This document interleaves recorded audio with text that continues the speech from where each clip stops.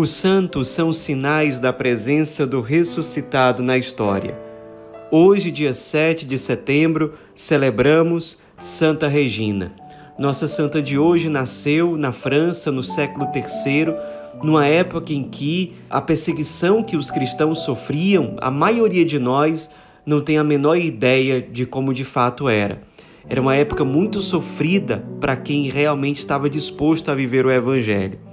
Os pais de Regina eram pagãos, sua mãe até simpatizava um pouco com os cristãos, mas nunca chegou de fato a se converter.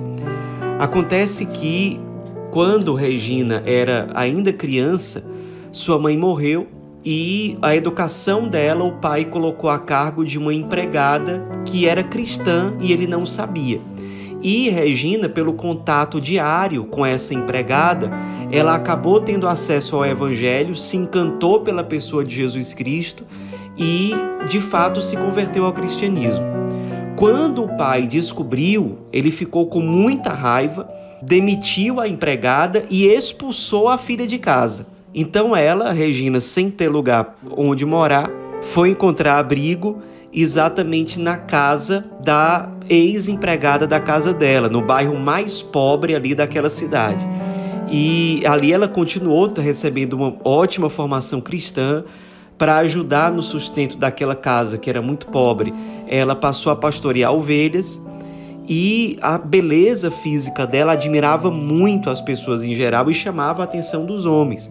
Acabou chamando a atenção do prefeito da cidade, que passou a investir nela e pedi-la em casamento, e ela negou todas as vezes porque sabia que o prefeito era pagão e que, portanto, não teria um casamento de acordo com o Evangelho. E ela negou as várias tentativas do prefeito e ele, com muita raiva dela, acabou denunciando Regina por bruxaria, dizendo que ela não seguia o culto aos deuses verdadeiros do Império Romano, e aí mandou prendê-la. Ela, tendo sido submetida a torturas, não abriu mão da sua fé cristã, em nenhum momento ela renunciou à fé no Cristo. As torturas foram muito intensas e ela se mantendo firme ali. O prefeito acabou tendo que fazer uma viagem, enquanto isso deixou ela presa lá numa cela. Quando ele voltou de viagem, perguntou se ela aceitava se casar com ele, se ela tinha mudado de ideia, ela disse que não. Ele perguntou se ela continuava professando a fé em Jesus Cristo, ela disse que sim. E aí ele submeteu Regina a torturas ainda mais pesadas. Eram açoites que faziam o corpo dela inteiro sangrar. Suas unhas foram arrancadas, ela chegou a ser deitada num cavalo de madeira, de modo que a coluna dela era machucada assim, constantemente. A pele dela acabava sendo esfolada quando ela estava deitada em cima daquele cavalo de madeira. Sua pele foi dilacerada por ganchos enferrujados, ou seja, ela passou por muito sofrimento. E aí, depois de uma sessão enorme de tortura, tendo passado por tudo isso, ela é levada de volta para a cela e quando o prefeito manda que abram a cela de novo, ela milagrosamente está curada de todos os ferimentos que as torturas tinham deixado no corpo dela.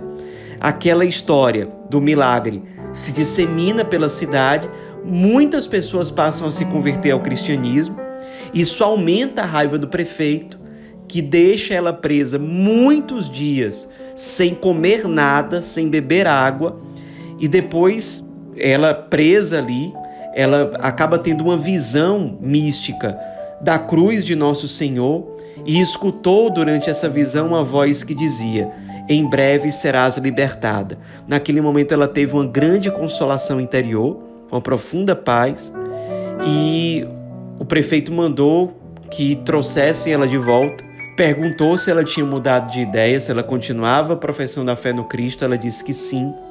E especialmente quando ela viu que o corpo dela estava intacto, como se nenhuma tortura tivesse acontecido com ela, ele manda que o corpo dela, as partes laterais do corpo, sejam queimadas com tochas e que depois ela fosse crucificada. E isso aconteceu. Por isso, algumas imagens que representam Santa Regina mostram ela com essas tochas nas laterais do corpo e ela crucificada.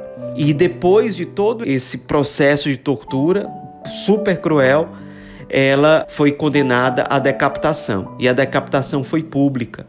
E de forma muito bela, muito singela, logo antes de ser decapitada, uma pomba desce do céu, claramente representando a pessoa divina do Espírito Santo.